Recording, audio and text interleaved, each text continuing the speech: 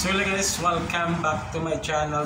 So 5 days nang nakalipas simula nang nakapag-open na tayo ng RCBC bank account.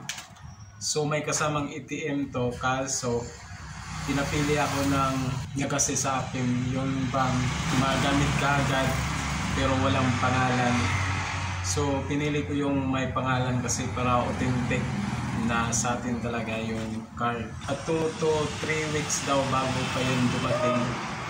So untayan natin. So napakadali lang yung pag-process natin, pagkuha natin ng bank account sa RCBC. Mga 40 minutes I guess. So yung pumunta ako doon, yung mga possible na hingin kahit wala doon sa requirements, dinala ko. So which is yung proof of billing, bank statement, proof of income, tapos yung additional ID at yung downloadable na form ni RCBC.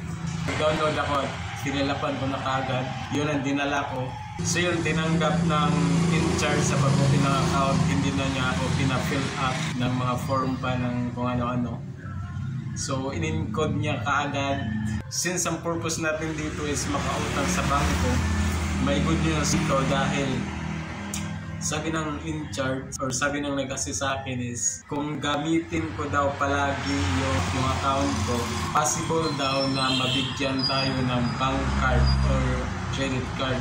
Every quarter daw nagre-release sila sa mga customers nila yung mga qualified ng bank card. So hopefully qualified tayo doon, ma-qualified tayo doon at yun ang simula na makautang tayo. Of course, hindi yan malaki kaagad yung credit limit. Titignan nila yan sa capacity mo.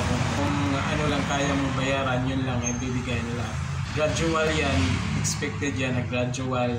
Hindi yan kaagad malaking credit limit. So let's see kung ano mangyari dito. Since 5 days nang nakaraan, simula nang nag-open tayo, may mga transaction na tayo dito sa ating RCBC account. So kahapon nag-withdraw tayo ng 40,000.